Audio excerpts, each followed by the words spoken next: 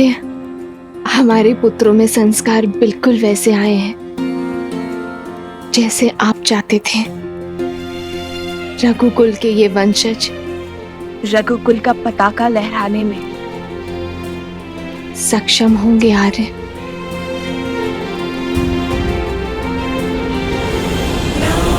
सिया राम जय जय राम, राम सिया राम। मुझे इस धर्म संकट से निकालो सीते। सिया राम।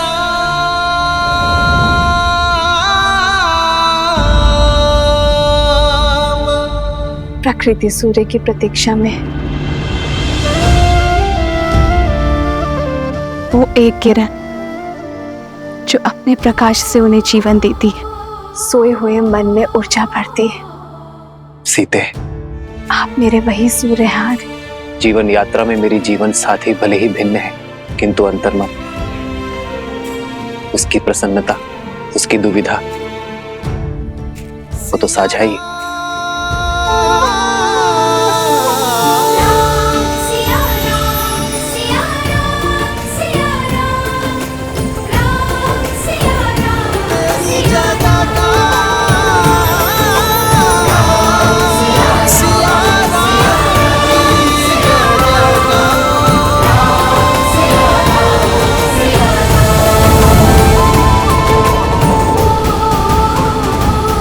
कैसे कैसे भूल गया मैं सीते कि अंतर हमारी देह में है, किंतु हमारा मन तो साथ ही है।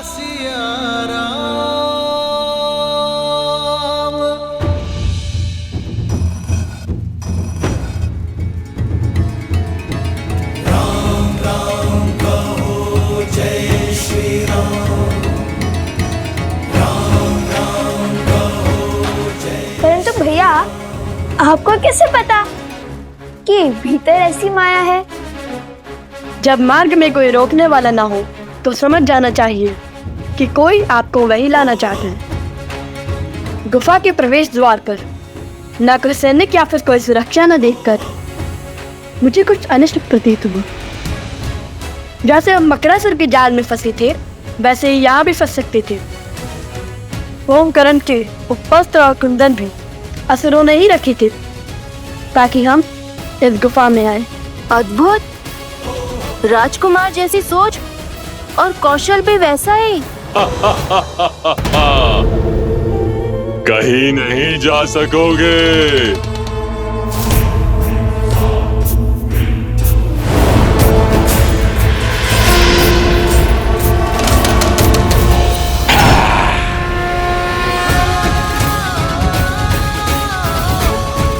राम नाम के समक्ष कोई असुर शक्ति टिक नहीं सकती।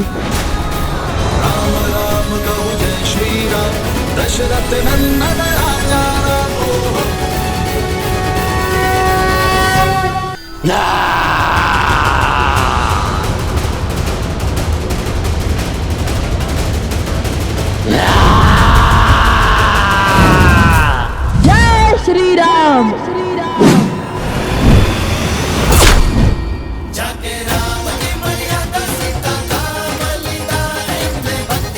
अद्भुत भैया।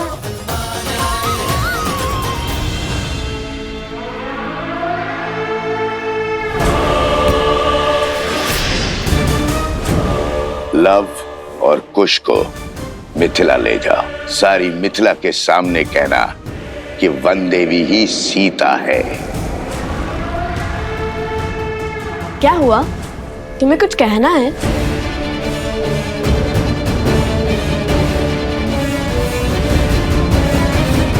नहीं, तब चलो शीघ्र, अत्यंत भूख लगी है। चलो।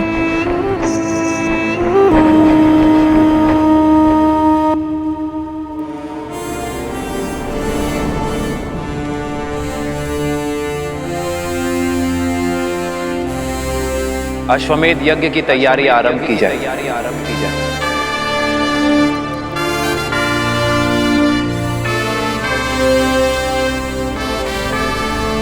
मैं अपनी पत्नी के साथ ही यज्ञ में बैठूंगा।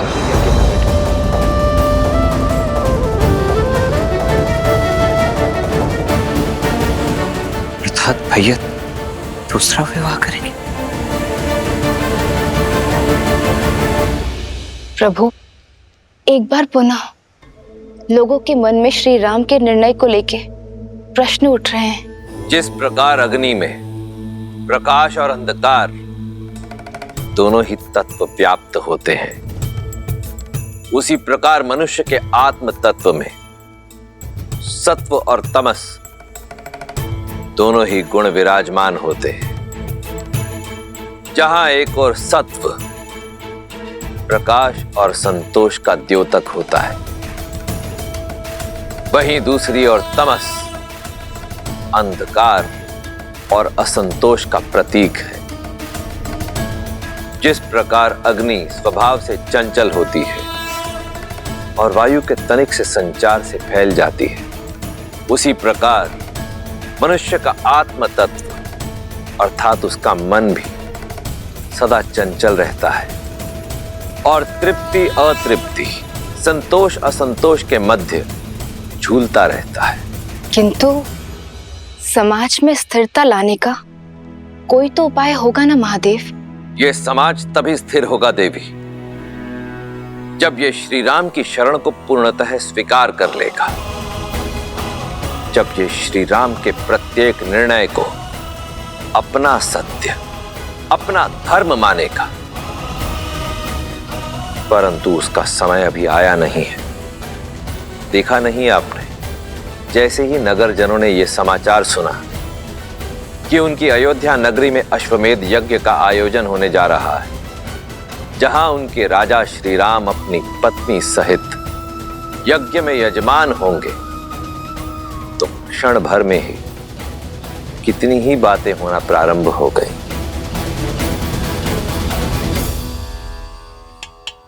क्या कह रहे हो? जैसे इस मटके की टंकार कहती है कि ये खरा है, वैसे ही मेरी बात भी 100% सत्य है। महाराज राम ने भरी सभा में घोषित किया है वो यज्ञ में अपनी पत्नी के साथ बैठेंगे।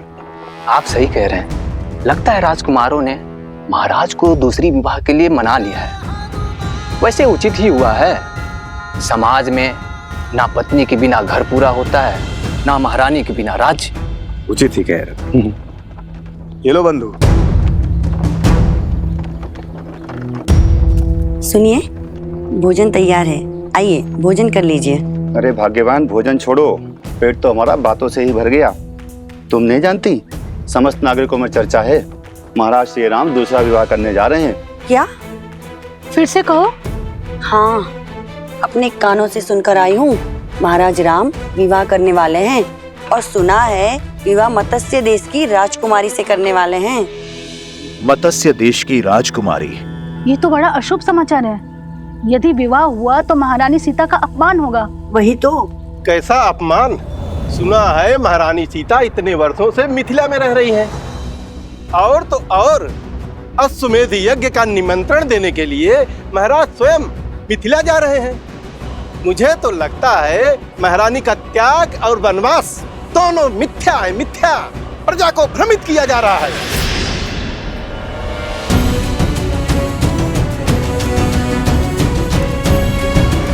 तुम्हारी सोच की भांति तुम्हें मिठाई भी भ्रष्ट है।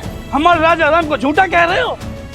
अरे यदि किसी द्वार पर उनकी छाया भी पड़ जाए ना, उस घर में भी कभी कोई असत्य नहीं कहता, और तुम उन्हीं पर लांछन लगा रहे हो। बहिष्कार करो, बहिष्कार करो, बहिष्कार करो, बहिष्कार करो। बहिष्कार करने से पहले इसको इसके पापों का पुरस्कार तो मिलना चाहिए।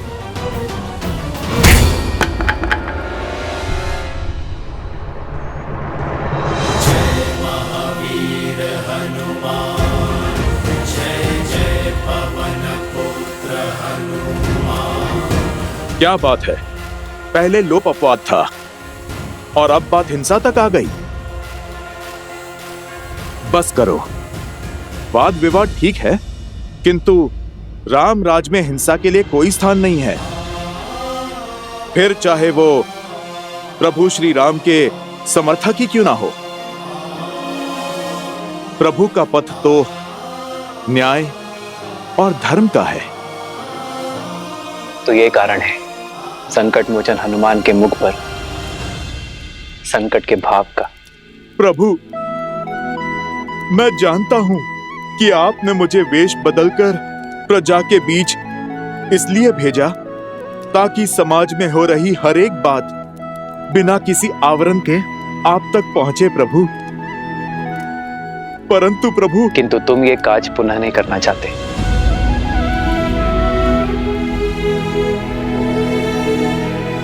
क्योंकि अगली बार ये भक्त भगवान के अपमान पर अपना क्रोध नहीं रोक पाएगा। प्राण ले लीजिए प्रभु, किंतु आपके प्रति अभद्र शब्द सुनने का दंड मत दीजिए। प्रभु, मैं तो जानता हूं आपका निर्णय अंत में समाज को ज्ञान और सुख का प्रकाश देगा, माता सीता का सम्मान बढ़ाएगा। किंतु ये सब क्यों प्रभु? क्यों ये प्रजा ये नहीं समझ रही है?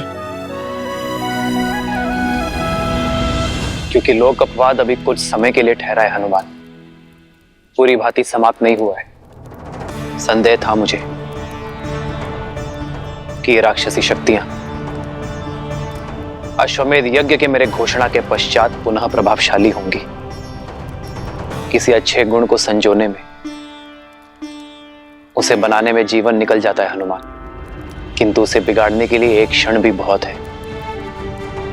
राक्षसी वृत्ति के विरुद्ध हमारा ये युद्ध बहुत लंबा है, कई चरण है उसके। सहस्त्रमुख रावण की सोच को अभी प्रजा के मन से निकालने में बहुत समय शेष है हनुमान।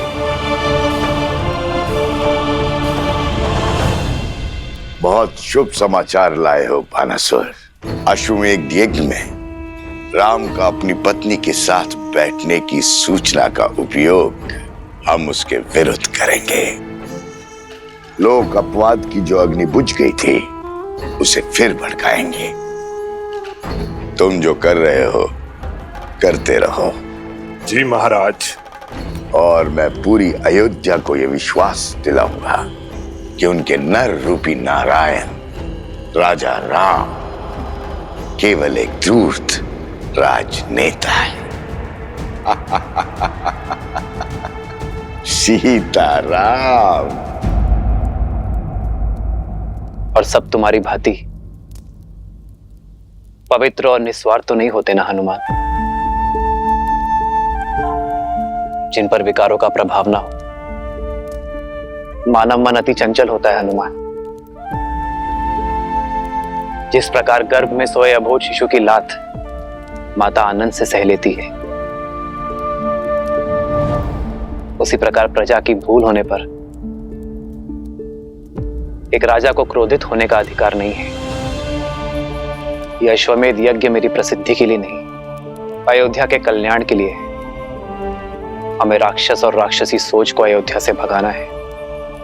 इस यज्ञ के पूर्ण होने पर कोई भी आसुर या आसुरी शक्ति अयोध्या में छुपकर नहीं बैठ पाएगी।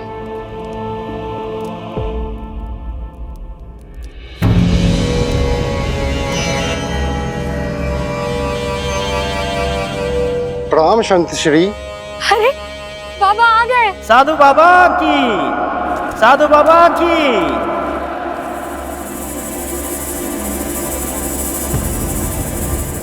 लोक अपवाद की जो अग्नि बुझ गई थी उसे फिर भड़काएंगे। तुम जो कर रहे हो करते रहो। धर्मधारी राम पुजारी बाना बाबा की जय।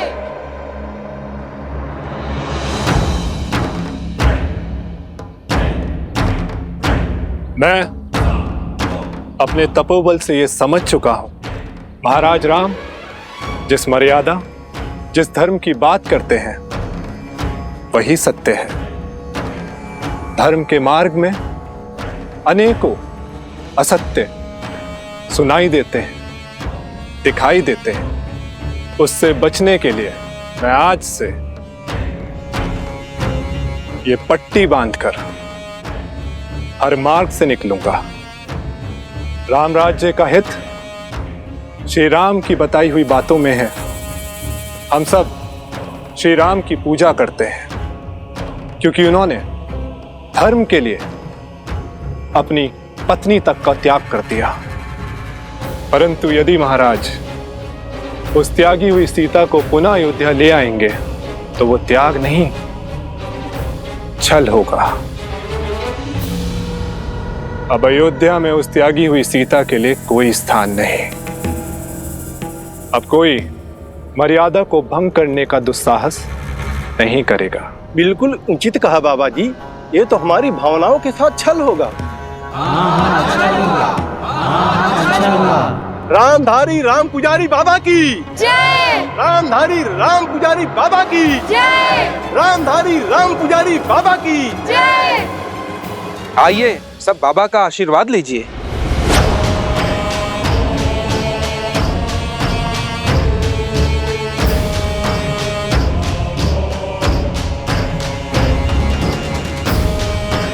जय हो बाबा की।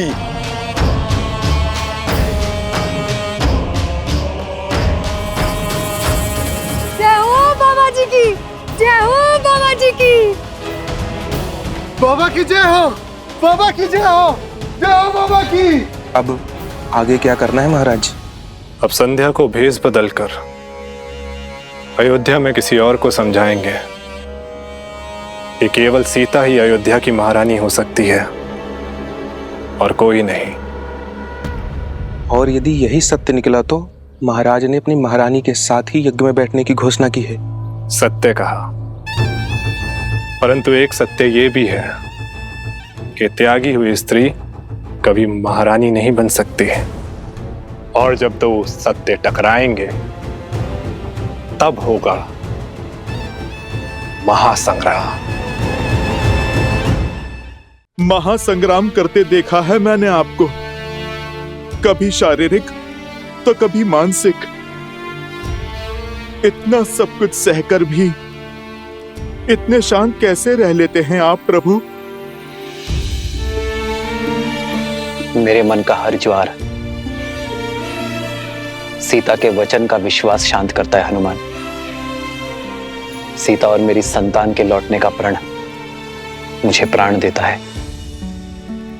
और मैं ही क्यों, मेरी सीता भी तो उसी क्षण की प्रतीक्षा में है।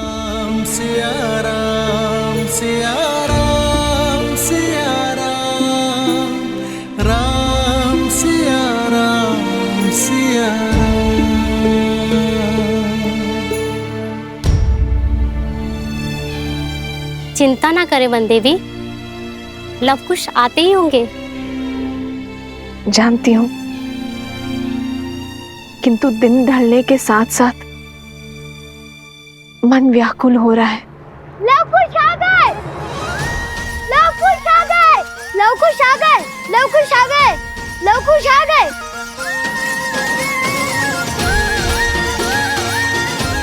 लव कुश की जय। लव कुश की जय। लव कुश की जय। लव कुश की जय। लव कुश की। लव कुश की। लव कुश की। लव कुश की।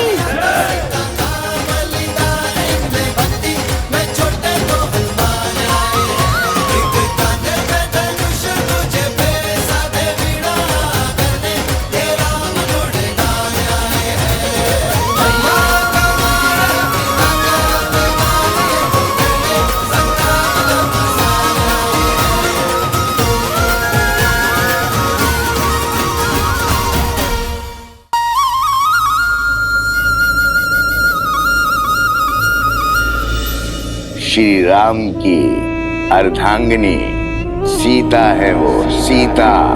तुम ठीक तो हो ना सोमकरण?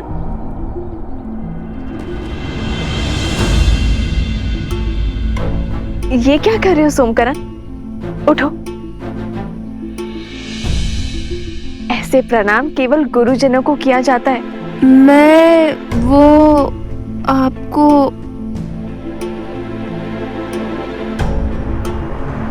ओहो, जब से राक्षसों के बीच रहकर आया है, लगता है जैसे इसका मस्तिष्क स्वयं के नहीं, उनके नियंत्रण में है।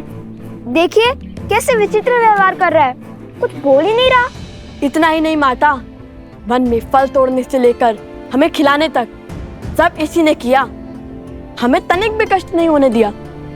और हमारे खाने के बाद जो फल बचते थे, उन फलों को ये खाता था और खेल कूद में भी जानबूझकर हार जाता था। किंतु मुझे कोई कष्ट नहीं। वो यहाँ पे भी करना सोमकर्ण। कुश, बुरी बात।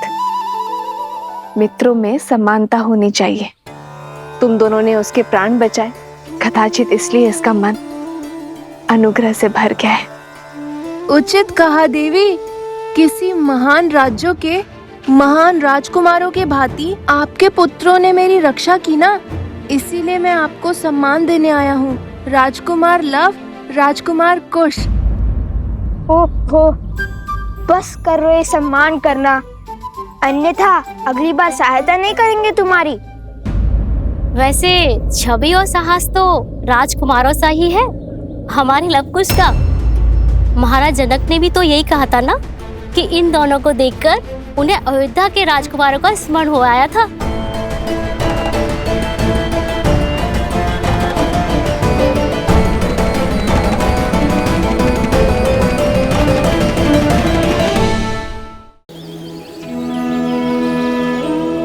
और जब मैंने उन वीर योद्धा बालकों से उनका नाम पूछा तो उन्होंने बड़े गर्व से कहा, लव कुश। लव कुश? हाँ सुने, रूप में लव कुश, किंतु स्वरूप में जैसे स्वयं साक्षात श्री राम सामने खड़े,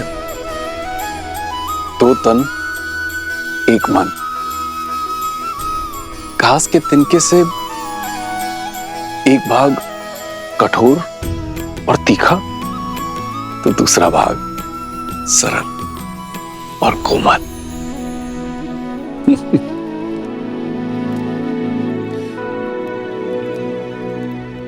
जानता हूं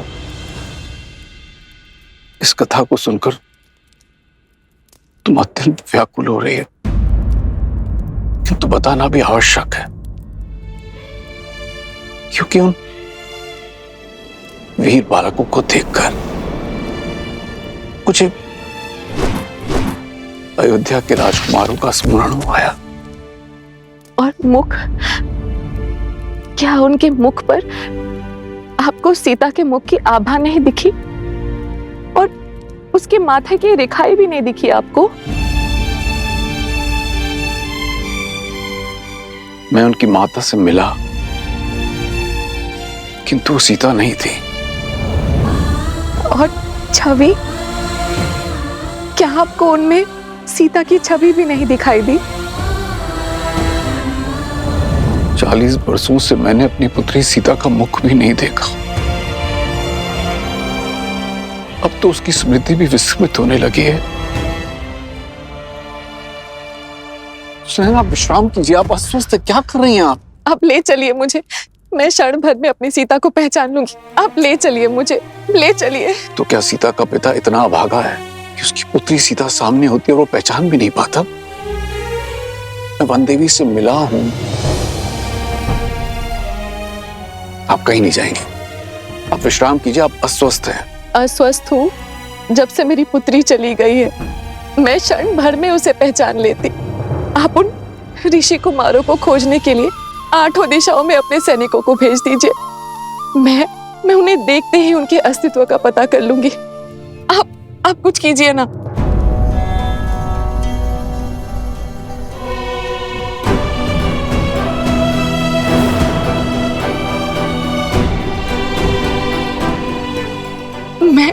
मैं खोजूंगी अपनी सीता को।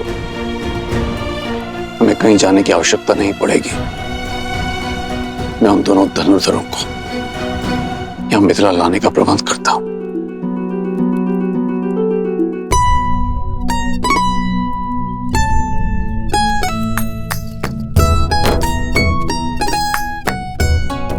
लव भैया, अभी तो स्वच्छ किया था, विशेष तुनीर को लेकर क्यों बैठ गए?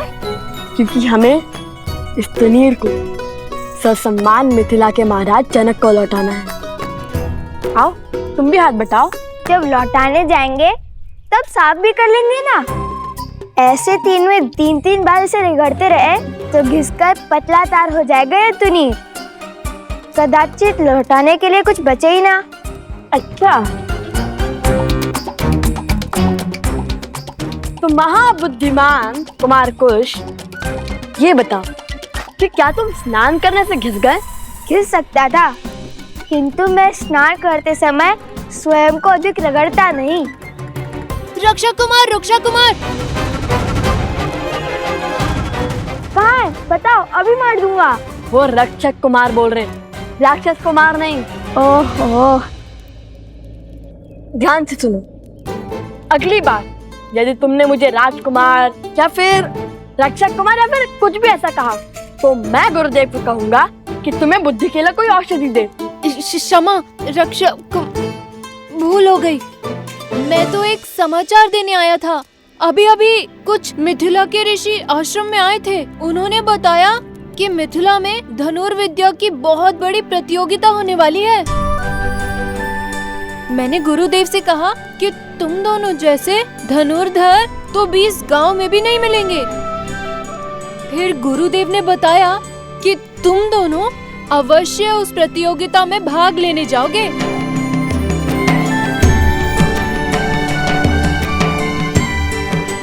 अब केवल भगवान वाल्मीकि की आज्ञा शेष है। लो, महाराज जनक को तुम्हें लौटाने का अवसर मिल गया। हम मिथिला जाएंगे भैया। अवश्य जाएंगे। तो रुक क्यों गए? सुनील स्वच्छ करते हैं, अन्यथा मिथिला नरेश कहेंगे कि भेंट को सम्मान से नहीं रख पाए हम। हाँ अवश्य।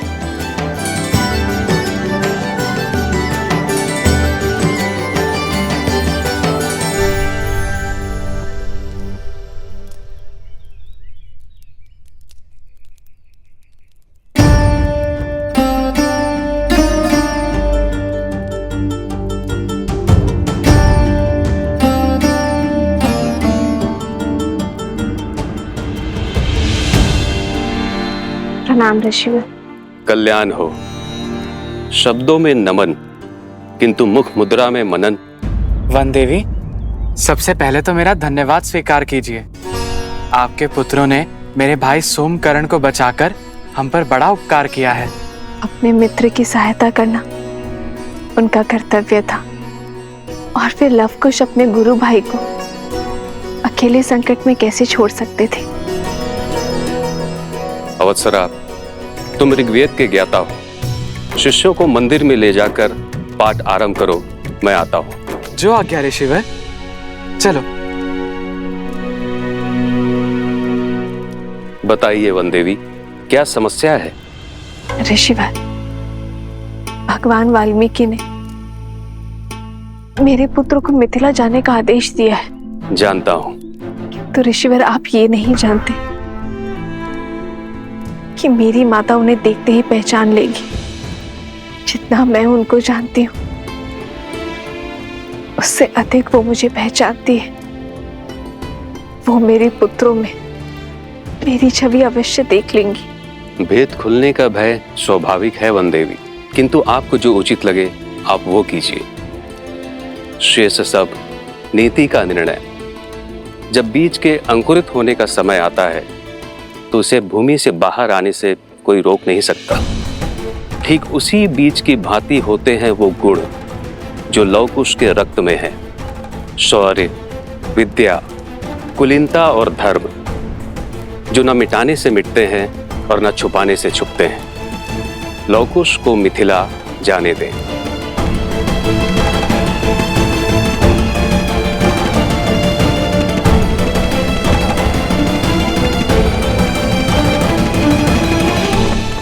मिथिला स्वयं जाना आवश्यक है प्रभु। केवल निमंत्रण ही तो है, कोई भी जा सकता है। नहीं आर्यसुमन, मिथिला जाने का कारण केवल निमंत्रण नहीं है। मिथिला मेरी प्रतीक्षा कर रही है। सीता के साथ जो हुआ उस पर मिथिला ने कोई आपत्ति नहीं की। यदि अब यह जमाता निमंत्रण देने नहीं पहुंचेगा तो उनका मन विचलित हो सकता है, और फिर मिथिला में मेरी सीता की स्मृतियां बसी हैं। मिथिला की वो गलियां, वो आंगन, वो बाग, वो उपवन, वो सभा मैं पुनः देखना चाहता हूं आर्यसुमंत। जहां मेरी सीता पली बढ़ी, जहां मैं उससे मिला। वर्षों से मैंने मेरी सीता को नहीं देखा है। आपके माता पिता का आशीष लूंगा तो मेरे मन को थोड़ी ठंडक पहुंचेगी। प्रभु, मेरी भी प्रबल इच्छा है वहां पर जाने की। मेरी तो सदा से ही इच्छा थी उस पावन भूमि को देखने की जिसने इस संसार को और मेरे प्रभु श्री राम को माता सीता दी। प्रभु, आपके आशीर्वाद से आज ये मेरा स्वप्न भी पूरा हो जाएगा। ये कोलाहल कैसा है?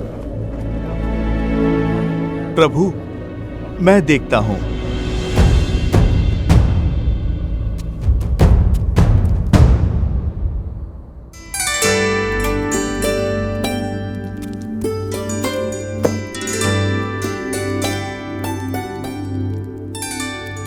मार्ग इतना भी लंबा नहीं है कुछ। मार्ग तो फल्गु तक का भी इतना लंबा नहीं था, किंतु लंबा हो गया था ना।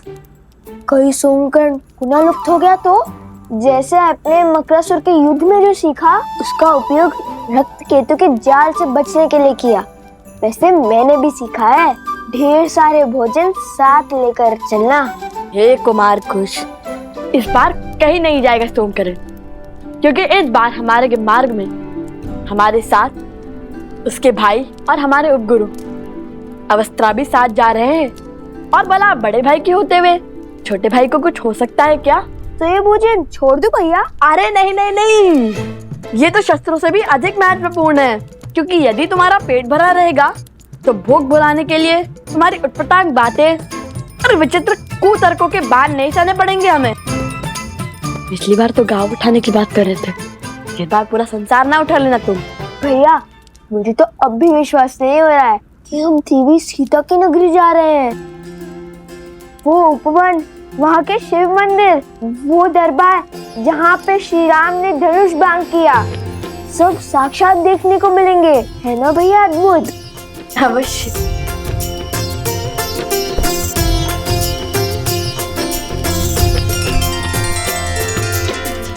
जो आपका कार्य है आप वो कीजिए और नीति को अपना कार्य करने दें।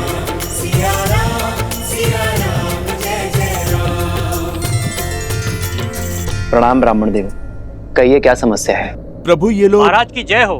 मैं मत्स्य राज्य से आया हूँ आपके लिए मत्स्य राज की राजकुमारी का विवाह का प्रस्ताव लेकर। ये देखिए महाराज, उर्वशी और रंभा से भी अधिक सुंदर है हमारी राजकुमारी। महाराज, त्रिशानु की ओर से छोटी सी भेंट।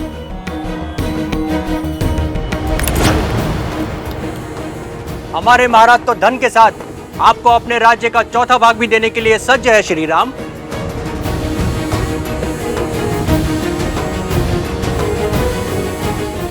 आप सबका प्रस्ताव भले ही उचित हो, किंतु उसे देने का उपक्रम अनुचित भी है और अनीतिपूर्ण भी। विवाह कोई व्यवसाय नहीं है जिसका आधार केवल संपत्ति का लेन देन हो। ये मेरा आपसे अनुरोध है कि अपनी राजकुमारियों का अपमान ना करें। एक स्त्री को भोग्य बनाकर प्रस्तुत ना करें।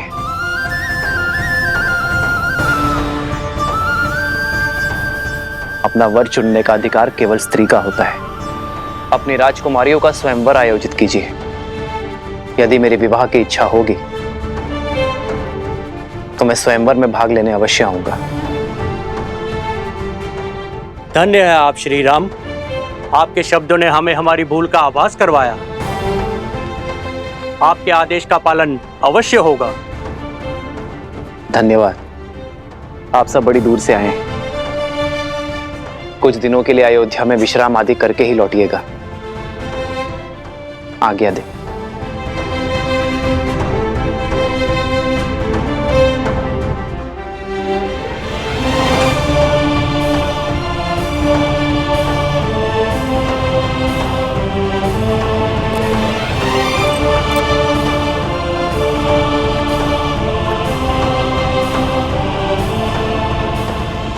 इतना ही नहीं, मिथिला के गौरी मंदिर का उपवन स्वर्ग से भी सुंदर है। रंग बिरंगे पुष्प, सरोवर मंत्र मुग्ध कर देंगे तुम्हें। माता, ऐसा लगता है जैसे आप मिथिला और महारानी सीता के दर्शन कर चुकी हैं।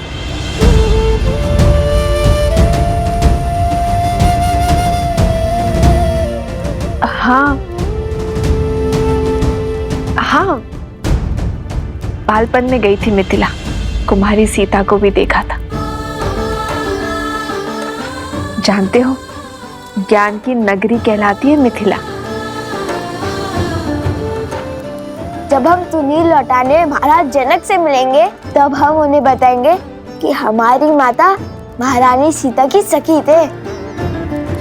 महारानी सीता की नगरी देखने के लिए रहा नहीं जा रहा मुझसे तो। एक बात स्मरण रहे, तुम दोनों वहां स्पर्धा में भाग लेने के लिए जा रहे हो, तो बाकी प्रतियोगियों से भिन्न नहीं रहना, क्योंकि यदि उन्हें ज्ञात हुआ कि तुम दोनों मिथिला नरेश को जानते हो तो बातें बनेंगी। तुम दोनों जीत तो जाओगे, किंतु अन्य स्पर्धक मिथिला नरेश पर पक्षपात का लांछन लगाएंगे। तो उचित यही होगा इस स्पर्धा के अंत होने तक तुम दोनों उनकी दृष्टि से ओझल रहना। जी माता। किंतु अंत में तो हमें तो उनसे मिलना ही होगा ना। हम उन्हें कहेंगे कि प्रभु श्री राम और महारानी सीता के नाम पे पत्र लिख दे, जिससे अयोध्या पहुंचाने का कार्य हम करेंगे।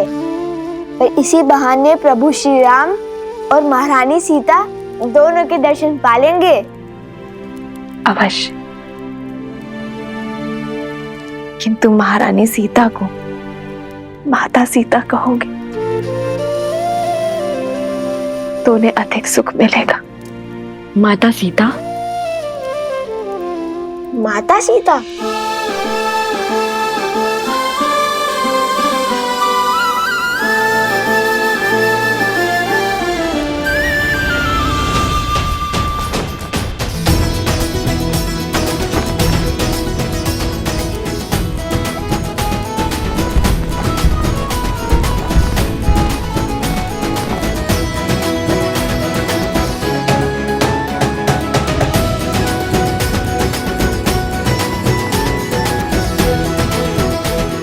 ठीक है भैया, कितना भव्य आयोजन लगता है।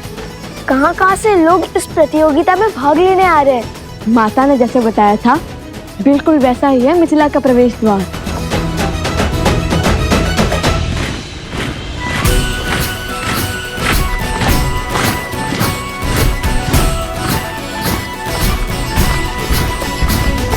अयोध्या का ध्वज? ये क्या अयोध्या की सेना आ रही है? सेना नहीं, ये महाराज के रक्षक हैं। ये तो अयोध्या की सेना की केवल एक टुकड़ी है। अर्थात? वो देखो, महाराज का रथ, उनका छत्र।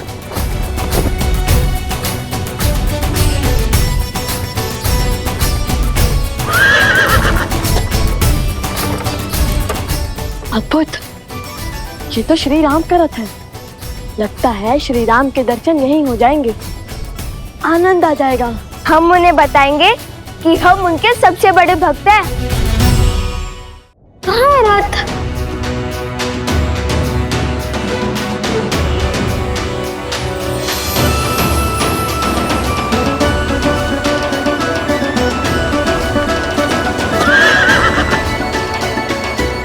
जय श्री राम।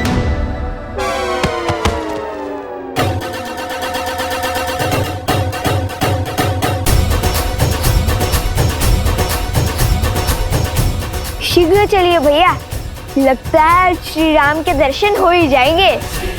अवश्य।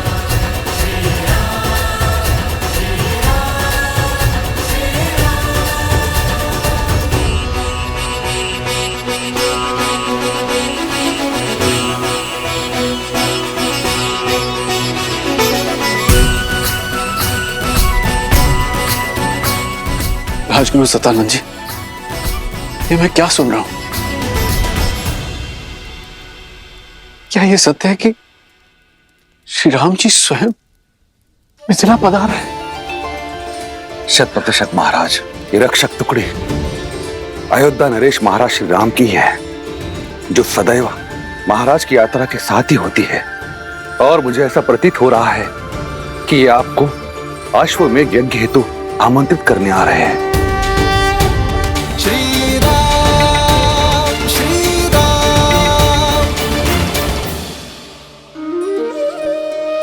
तब तो ये संकेत और समाचार दोनों अत्यंत शुभ हैं। कदाचित आज यहां वो होने जा रहा है जो कभी किसी ने नहीं सोचा होगा।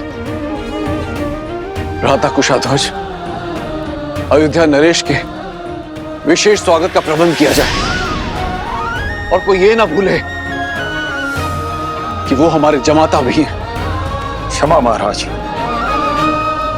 किंतु मिथिला की राजकुमारी आपकी पुत्री का त्याग करने वाले का कैसा स्वागत सत्कार।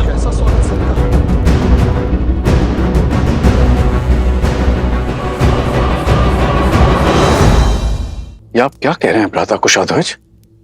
क्षमा महाराज, किंतु सत्य ही तो कह रहे हैं मेरे पति, और मुझे पूर्ण विश्वास है कि महारानी सुनैना वो भी राम के आगमन से खुश नहीं होंगी। जिस व्यक्ति ने हमारी पुत्री का त्याग कर दिया अपनी प्रजा के मनोहार के लिए, ऐसे व्यक्ति को जमाता का सत्कार क्यों मिलना चाहिए महाराज?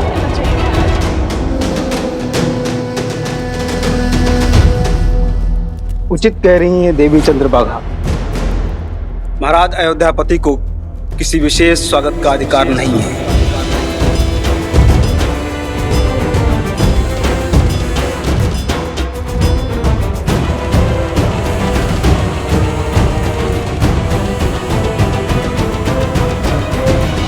सीता ने मुझे एक पत्र लिखा था जिसमें उसने स्पष्ट रूप से अयोध्यापति को निर्दोष कहा था, क्योंकि तब वो अयोध्या में थी। उस पत्र का कोई मूल नहीं महाराज।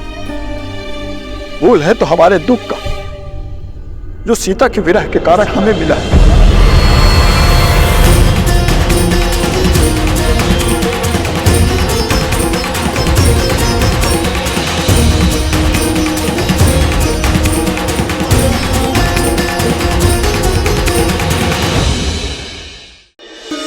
भ्राता कुशाध्वज, अयोध्या नरेश के विशेष स्वागत का प्रबंध किया जाए।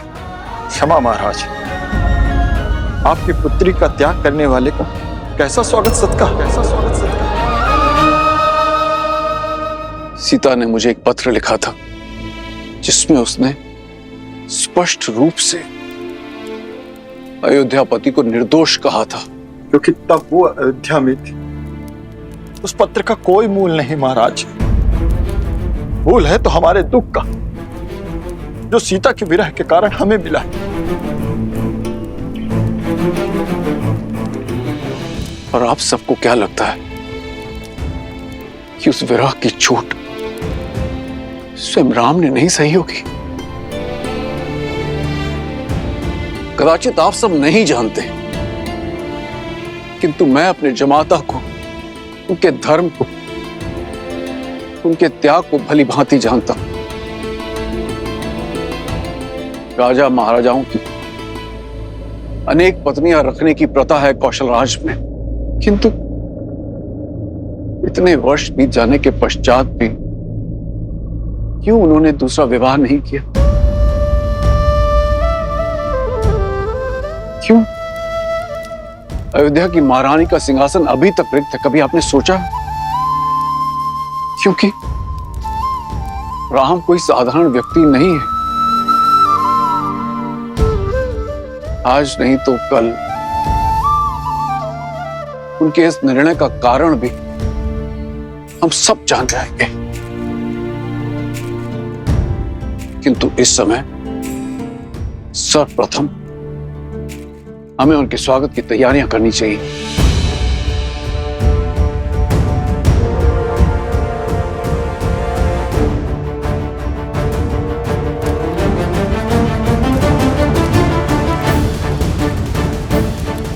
ये हमारा आदेश है।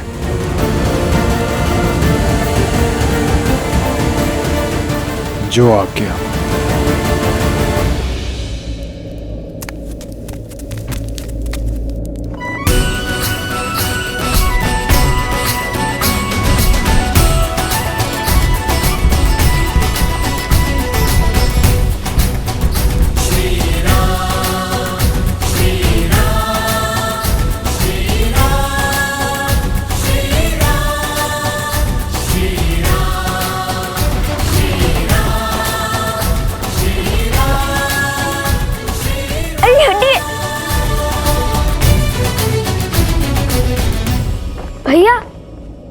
रथ में तो कोई नहीं है।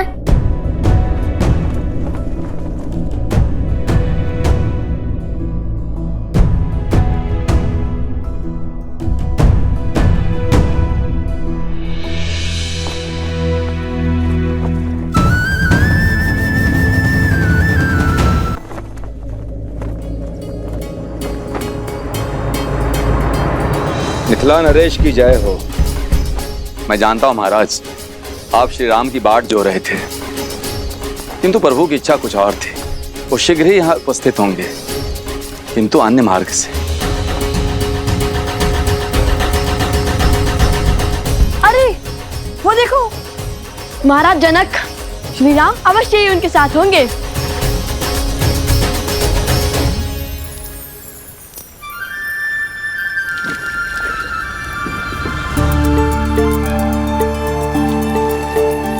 लगता है इस मार्ग से बीती कोई स्मृति जुड़ी है। हाँ हनुमान, ये वही मार्ग है जहां से गुरु विश्वामित्र हमें अयोध्या से मिथिला लेकर आए थे।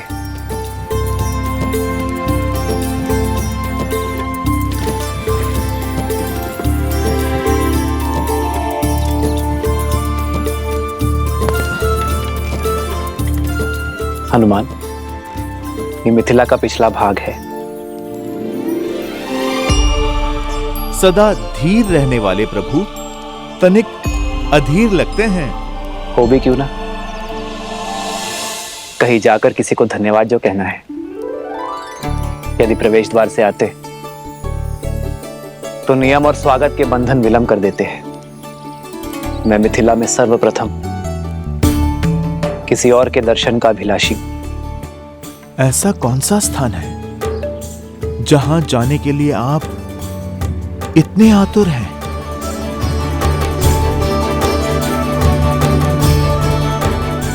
आओ हनुमान।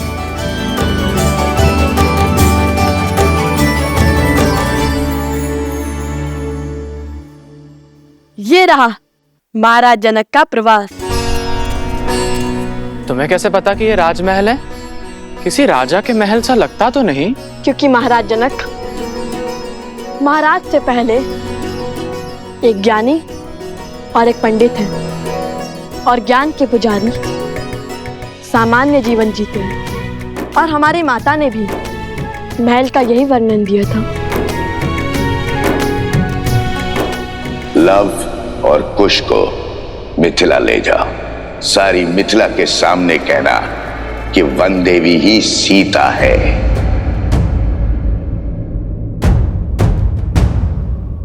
भैया, हम भीतर नहीं जा सकते।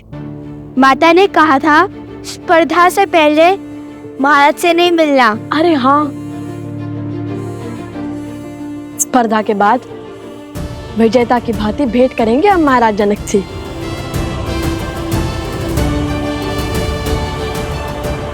चलिए।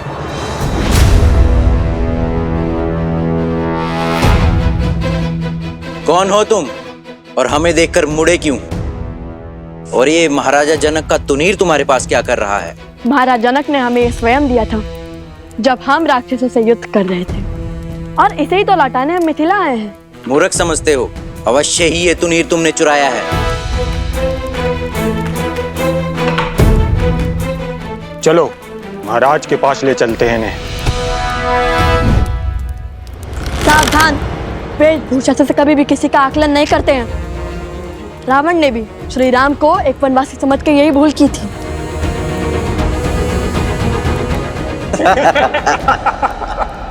भैया, माता का आदेश भूल गए?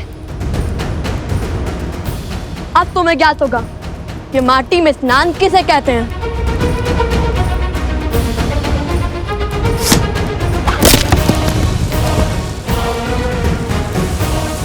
भागो भैया।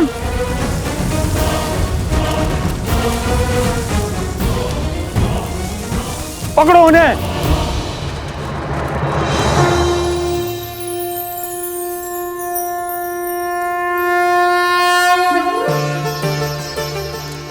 माता, मैं आपसे कुछ मांगने नहीं,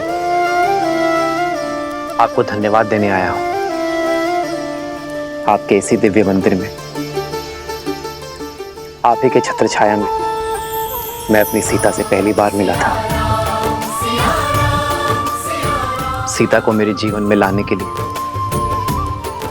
उसे मेरी जीवन संगिनी बनाने के लिए धन्यवाद माता। सब सुख तो पा लिया मैंने, किंतु दुख केवल इस बात का है कि मेरी संतान आपके दर्शन से वंचित रह गई। किंतु मुझे पूरा विश्वास है कि शीघ्र ही वो भी आपके द्वार पर होंगे।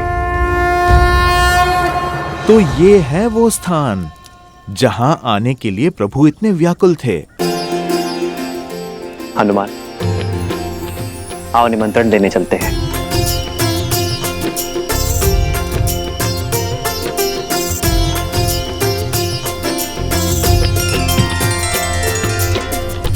भैया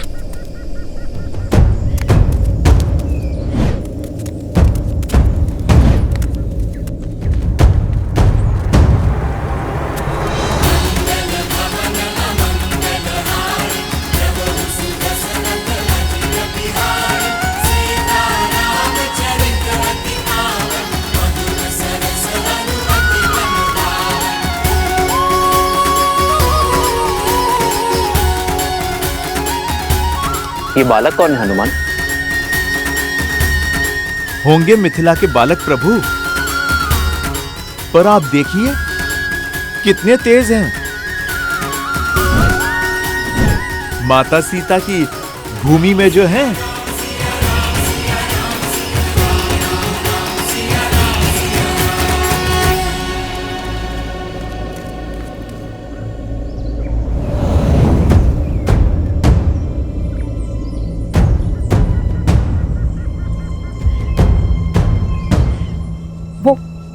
वो छिद्र बहुत ही छोटा है, हम उसके भीतर जाते हैं। वहां से आने प्रवेश नहीं कर सकते। चलो। कुछ जल्दी आओ। आजा। उनमें से एक वो रहा तुनीर चोर, पकड़ो उसे।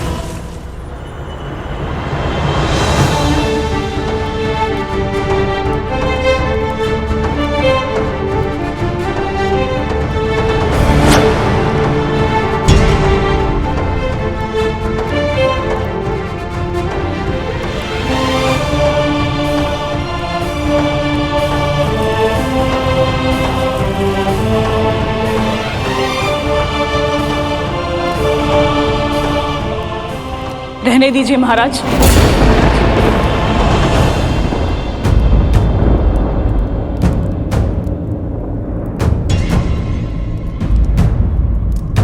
लज्जित ना कीजिए।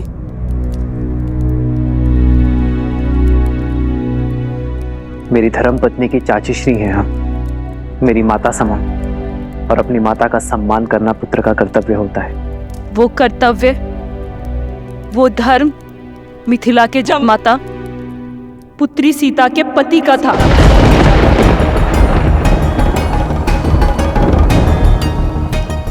परंतु आज यहाँ अयोध्यापति खड़े हैं, वो अयोध्यापति जिन्होंने धर्म की स्थापना के लिए मेरी पुत्री सीता का त्याग कर दिया। बस चंद्रभागा, बस कर।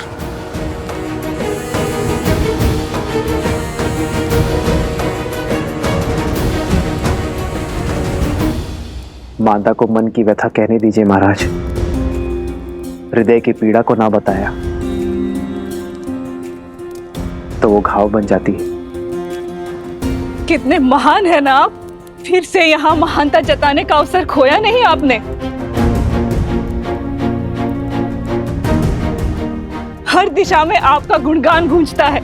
हर कोई राम जैसा पुत्र और जमाता चाहता है, किंतु मेरा मन कहता है कि मिथिला की हर एक दीवार पर लिखवा दिया जाए कि अयोध्या में कोई अपनी पुत्री न ब्याहे।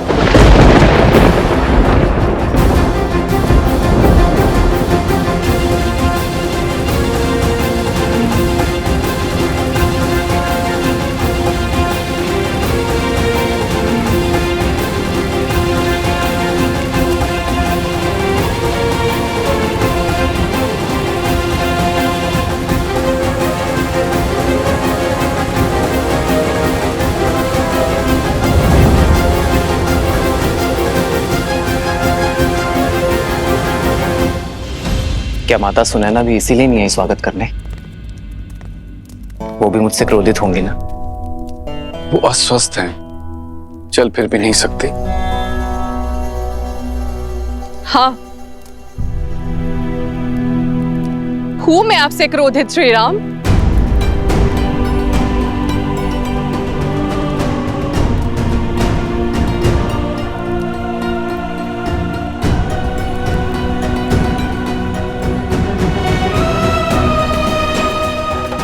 सुनैना,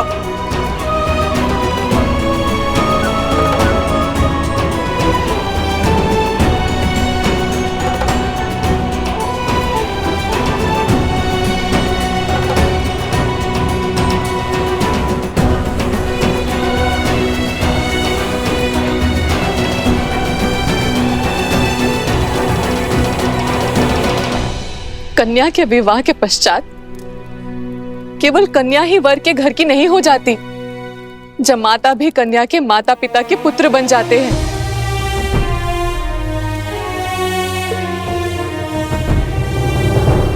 मैं जानती हूं कि धर्म स्थापना के पद पर निकले पथिक को घर परिवार की सुध नहीं होती, किंतु इतने वर्षों में अब एक बार तो हमारे द्वार पर आते राम।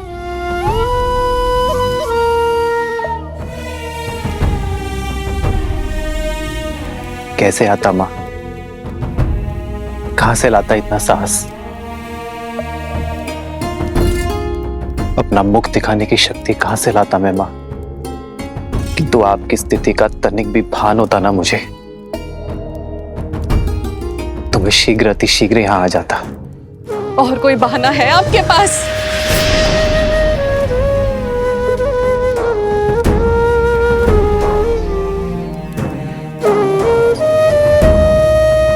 सीता और आपके विवाह के क्षण मुझे लगा था कि महादेव ने स्वयं आपको भेजा है, किंतु आपने मेरी पुत्री को त्याग कर मुझे अत्यंत दुख दिया है राम।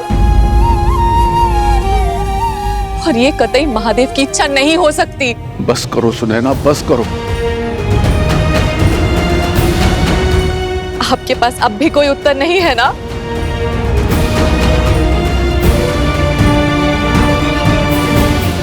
कभी कभी उत्तरदायित्व के बोझ तले उत्तर दब जाते हैं माँ। कुछ दाग ऐसे होते हैं जो सदियों तक नहीं मिट पाते हैं।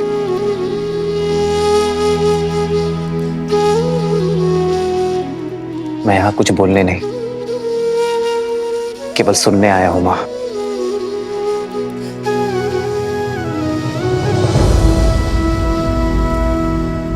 एक माँ के मन का भार उतारने आया हूं मैं माँ।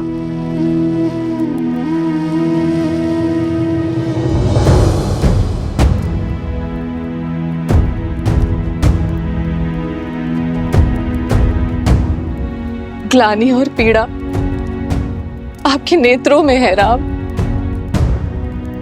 अपने सर पर और कितना बोझ लेंगे आप?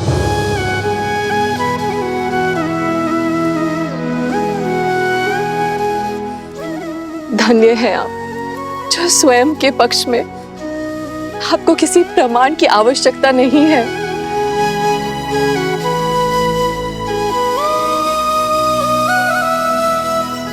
जिन्होंने शबरी के झूठे बेर खाकर संसार को भक्ति और आदर का उदाहरण दिया, अहिल्या को उद्धार किया,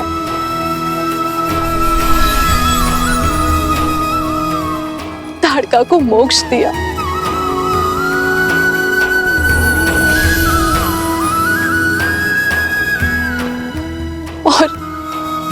और मेरी पुत्री के लिए समस्त राक्षस जाति का संहार किया। यदि वो मेरे द्वार पर आए और उनके आगमन पर मैंने आरती से उनका स्वागत नहीं किया, तो इस संसार में मुझसे बड़ी अभागन कोई नहीं होगी। मिथिला में आपका स्वागत है राम। हो मंगल भवन मंगल हारी, द्रवहु सुदशरथ अजर बिहारी। सीता राम चरित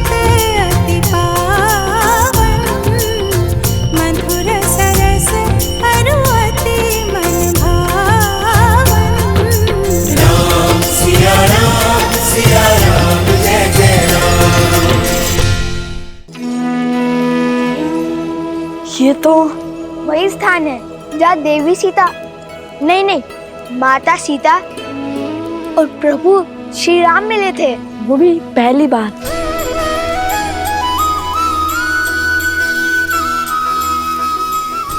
हे माता गौरी, हमें एक बार, केवल एक बार माता सीता और प्रभु श्री राम के दर्शन करवा दीजिए।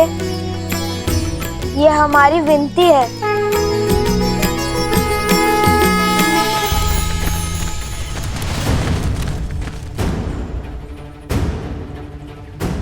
भैया, वो विनती करना भूल गया था। वो माता कहती है ना, नम्र शब्द के साथ स्वच्छ मन से जो मांगो मिलता है। तुम ना चलो अब।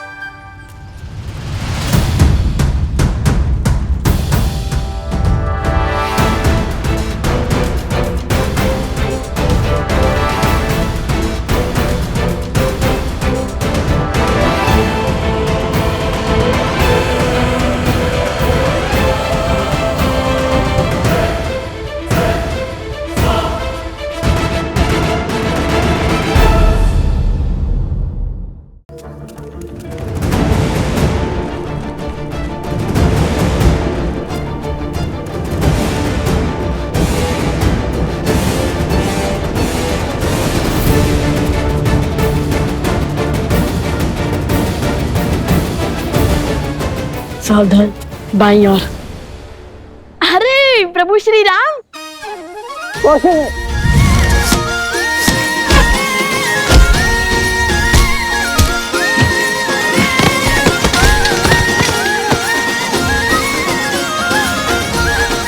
भागो भागो।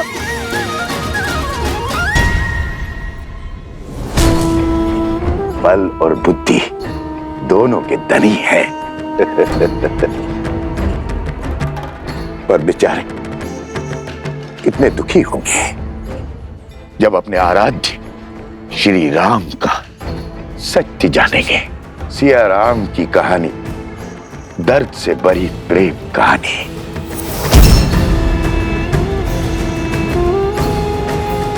प्रेम कहानी।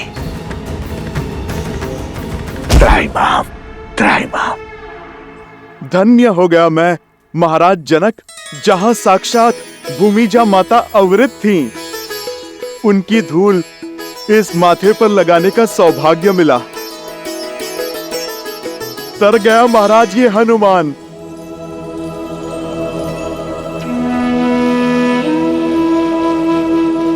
धन्यवाद तो मुझे आपका करना चाहिए। आपने दुख के भवन में डूबी मेरी सीता को तब संभाला था जब आस का हर दिया बुझने जा रहा था। वक्त से पुत्र बन गए आप उसके। ये तो प्रभु की लीला का फल है महाराज। इनकी भक्ति ने एक मरकट को महावीर और माता के प्रेम ने पुत्र बना दिया। मैंने सुना है अयोध्या में अश्वमेध यज्ञ का आयोजन होने जा रहा है। ये राज्य वृद्धि का उचित मार्ग है। उद्देश्य राज्य की नहीं, धर्म और मर्यादा की वृद्धि है महाराज। वो मर्यादा जो जीवन के हर क्षेत्र, हर पड़ाव में चाहिए, फिर चाहे वो बलिदान हो या भोग विलास। मर्यादा मनुष्य का अभिन्न अंग है, जीवन के संतुलन का आधार है। भविष्य के सुख के लिए आज संसार को धर्म और मर्यादा का पाठ पढ़ना होगा। जगत में जब तक धर्म और मर्यादा का प्रसार नहीं होगा, तब तक राक्षसी वृत्तियां बढ़ती रहेंगी। राक्षसों का बल मानव ही तो है। अश्वमेध यज्ञ से अयोध्या समस्त संसार में धर्म और मर्यादा का प्रसार करेगा, राक्षसी विचारधारा का अंत करेगा। महाराज की जय हो। कहो कुशध्वज। सैनिक। महाराज, 4 बालक ऋषि कुमार का भेष धरकर नगर में घूम रहे थे तो वो चोर। ये आपका तुनीर चुराकर भाग रहे थे। आपका तुनीर तो मिल गया है, शीघ्र ही सैनिक उन्हें भी खोज लाएंगे। कैसा अनर्थ कर दिया तुमने कुशाध्वज। बालक चोर नहीं है, वीर है वो। ये तुनीर मैंने स्वयं उन्हें अपने हाथों से दिया है।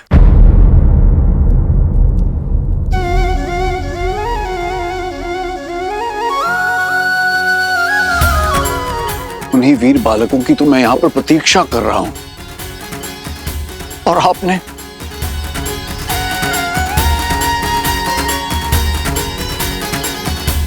अपने सैनिक लेकर जाइए और उन बालकों को खोजकर सम्मान पूर्वक मेरे पास लेकर आइए। जो आज्ञा महाराज।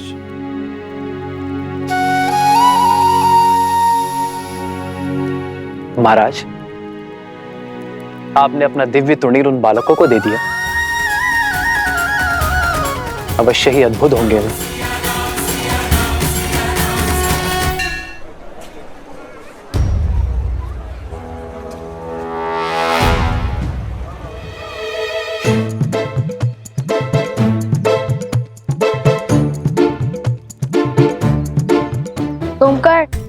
सोमकर, हाँ, हमारे स्पर्धा जीतने तक इससे काम चलाओ।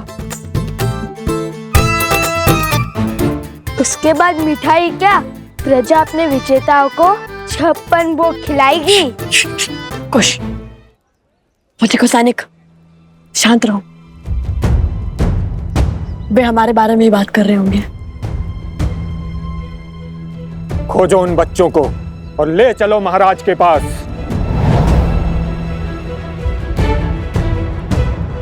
भैया, कहा था ना, तुनीर इतना साफ मत कीजिए। यदि मलिन होता तो किसी को कुछ पता नहीं चलता। अब क्या करे? लगता है पूरी सेना हमारे पीछे पड़ गई है। अब तक श्री राम से तो मिल ही लेते हम।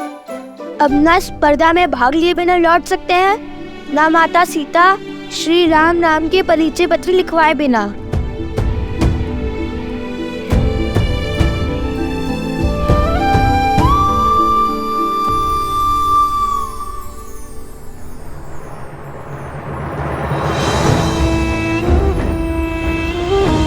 लकड़हारी, स्वर्ण है, हम वन में मिले थे। स्मरण है। आपका बैल और आपकी बैलगाड़ी दोनों ही आश्रम की सेवा में हैं। धन्य हो भगवान, धन्य हो। इसका अर्थ है कि मेरा दान सिद्ध हो गया। जी हाँ। क्षमा करना, मैंने आप लोगों की वार्तालाप सुन ली थी। सैनिकों से बचने के लिए और स्पर्धा में भाग लेने के लिए अपना भेष बदल लो। ये तो उचित विचार है, किंतु हम वेश कैसे बदले? हमें तो कोई माया भी नहीं आती।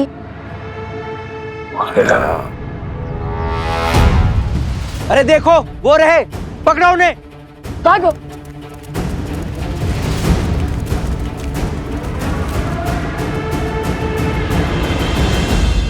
लवकुश, बड़े ही मधुर नाम है और अद्भुत प्रतिभा के धनी जान पड़ते हैं ये बालक। आपके सैनिक तक उन्हें पकड़ नहीं पाए। केवल प्रतिभाशाली ही नहीं राम, उनके मुख पर दिव्यता के दर्शन किए हैं मैंने, और उस दिव्यता ने मेरा मन मोह लिया। कोई साधारण ऋषि कुमार नहीं है, बल्कि साधु और शासक का अनूठा संगम है। हर माता अपनी संतान को ऐसे संस्कार नहीं दे सकती, और वो भी तब जब सर पर पिता की छाया न, तब तो ये कार्य और भी अधिक कठिन हो जाता है। जानते हैं, जब मैंने उनसे उनके पिता का परिचय मांगा तो उन्होंने क्या उत्तर दिया? उन्होंने कहा कि उनकी माता ही उनके पिता हैं। बस ऐसे ही नाती की आशा में अपना जीवन और अपना शासन टिकाए बैठा। कहीं उनकी माता?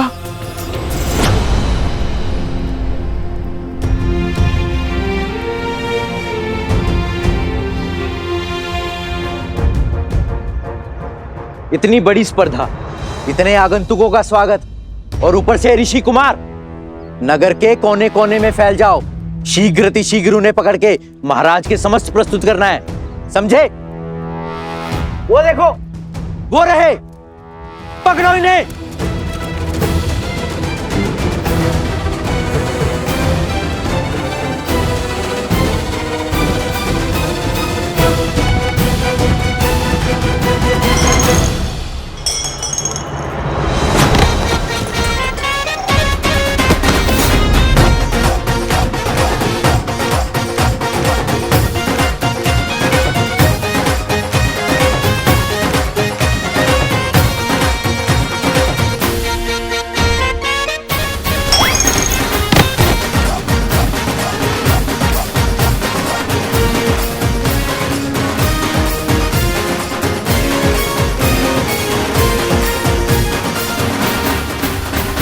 नहीं हनुमान, मैंने उनकी माता वन देवी के दर्शन किए हैं, किंतु सुनैना को ऐसा लग रहा है जैसे मैंने उन बालकों को पहचानने में कोई भूल की है, और वो उन्हें देखते ही क्षण भर में उन्हें पहचान जाएगी कि वो सीता के पुत्र हैं या नहीं। और इस स्पर्धा का आयोजन भी इसीलिए किया जा रहा है। मन भी विचित्र माया है। एक और कहता है कि सीता के विषय में कोई समाचार तक ना सुनो, तो दूसरी ओर जब किसी समाचार की आशा टूटती है तो मन भी टूट जाता है। महाराज, कृपया मेरे और सीता के तप को भंग मत कीजिए। इतने वर्षों से सीता से भिन्न रहकर जो मैंने पाया है, उसकी मर्यादा मत छीनिए महाराज। राजन, अपने पद की सीमा लांघ कर कुछ कहना चाहता हूं। इस स्थिति में अब आप दूसरा विवाह कर लीजिए। आने वाली नववधू को महाराज जनक और महारानी सुनैना अपनी पुत्री की भांति प्रेम मान सम्मान देंगे। कोई आपके विरुद्ध अपवाद नहीं करेगा। अश्वमेध यज्ञ के लिए निमंत्रण देने आया था गुरुवर, और अश्वमेध यज्ञ सपत्नी ही किया जाता है। जब आप अयोध्या पधारिएगा तो स्वयं मेरी पत्नी को देखिएगा।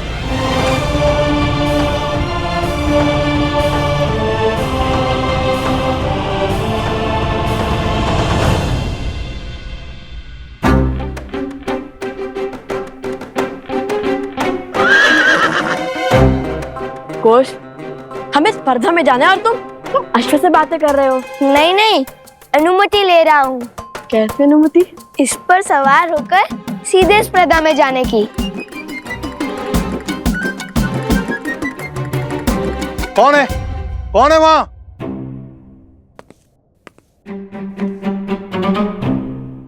मेरा अश्व चुरा रहे हो? नहीं, अरे नहीं, चोरी नहीं कर रहे थे, अनुमति है। किसकी अनुमति? मैंने तो कोई अनुमति नहीं दी। हाँ हाँ, किसने दी अनुमति? इसकी। और वैसे भी अश्व पे सवारी करनी है तो अनुमति अश्व से ही लेंगे। ये कोई देगा अनुमति? मैं दूंगा अनुमति।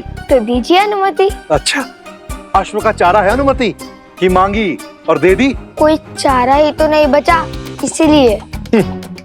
ये देखो, बहुत सारा चारा है। वो चारा नहीं। कोई चारा नहीं। मेरा अश्व चुरा रहे हो और अनुमति मांग रहे हो। निर्लज्ज, चोर। अरे चोरी नहीं की, अनुमति है। अपना अश्व से पूछ लीजिए। मैंने मांगी थी अनुमति और उसने कर कर हाँ किया। अभी सिखाता हूं तुम्हें अश्व की भाषा। सोमवीर, डंडा लाओ, चोर है बाहर। अरे चोर, अरे सिपाहियों, पकड़ो चोर, आओ पकड़ो चोर, चोर, चोर।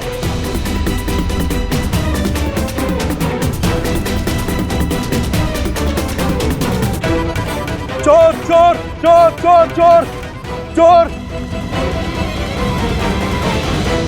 अश्वमेध की आहुति तो सपत्नी दी जाती है, अर्थात अब दूसरे विवाह के लिए सज है। अद्भुत श्री राम, अद्भुत।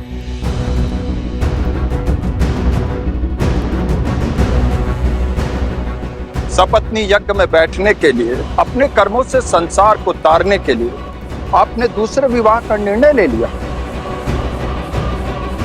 पर मैं आपका अपमान नहीं करना चाहता।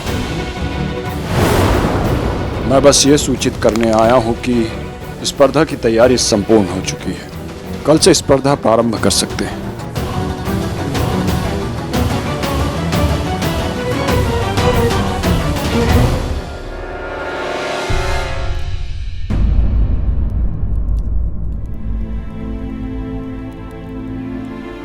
क्षमा चाहता हूं श्री राम।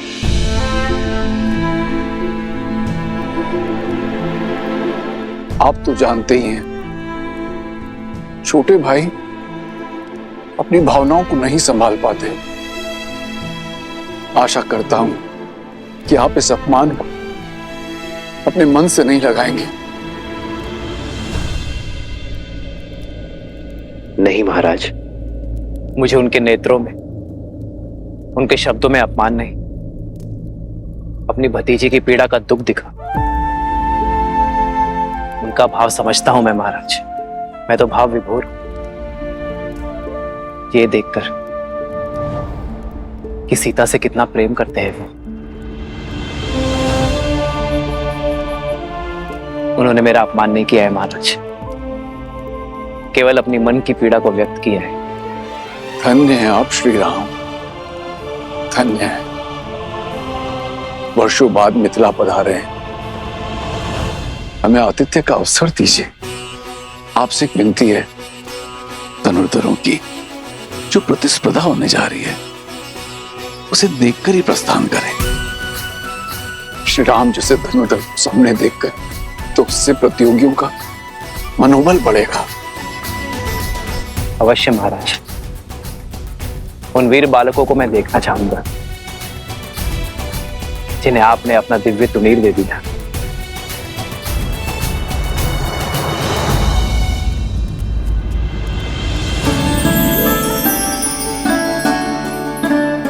धन्यवाद।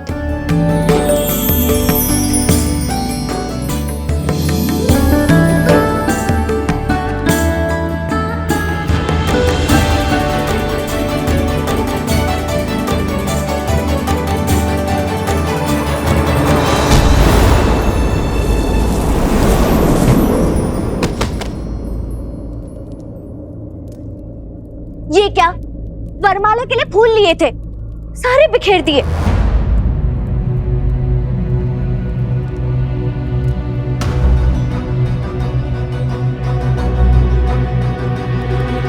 क्षमा करना देवी। क्षमा नहीं, दंड मिलेगा। आपका विवाह है? नहीं तो वरमाला बनानी थी। किसके लिए? मेरे लिए। आपका विवाह नहीं तो फिर वरमाला क्यों? चोर चोर चोर चोर चोर!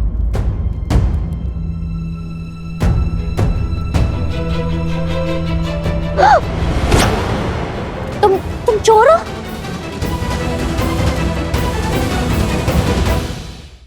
तुम चोर हो?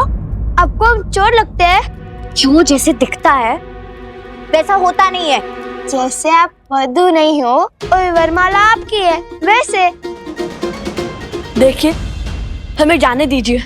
हमें कार्य संपन्न करना है और उसी उद्देश्य से तो हम मिथिला आए थे। और ये सैनिक तो भ्रमित है। हमें जाने दीजिए। एक शर्त पर। हम आपकी सारी शर्त मानते हैं, छोड़ दीजिए। ये मेरी वरमाला।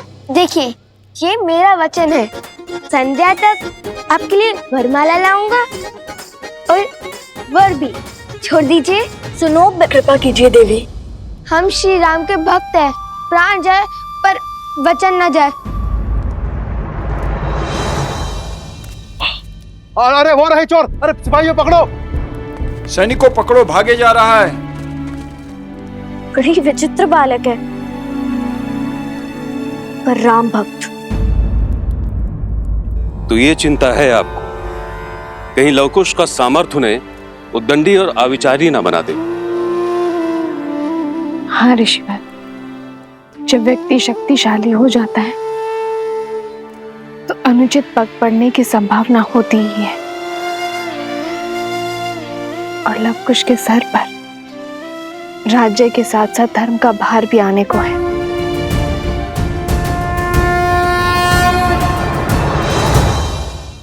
अपने पुत्रों पर विश्वास रखिए वन देवी, क्योंकि उन्हें शिक्षा स्वयं भगवान वाल्मीकि से मिली है।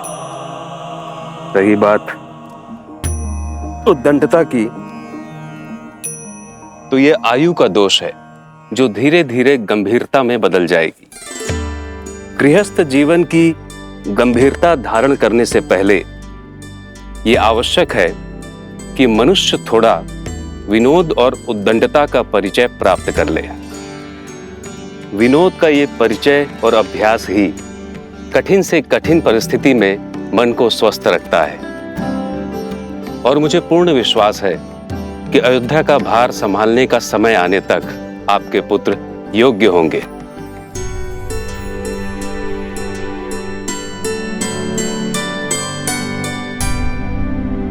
ऋषिवर, क्या भगवान वाल्मीकि लवकुश को अयोध्या लेकर जाएंगे? यदि उन्हें स्वयं लवकुश को ले जाना होता और केवल राम परिवार को एक करना होता तो इतने वर्षों तक आपको वनवास का दंश क्यों भोगने देते?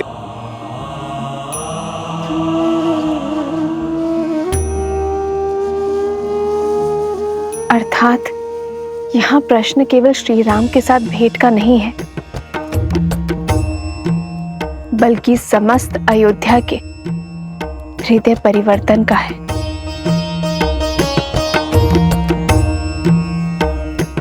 भगवान वाल्मीकि और उनकी शिक्षा पर विश्वास रखिए। वो लवकुश को बिना उचित ज्ञान दिए अयोध्या नहीं भेजेंगे। और अभी उचित ज्ञान प्राप्त करने का मार्ग है लवकुश का मिथिला प्रवास।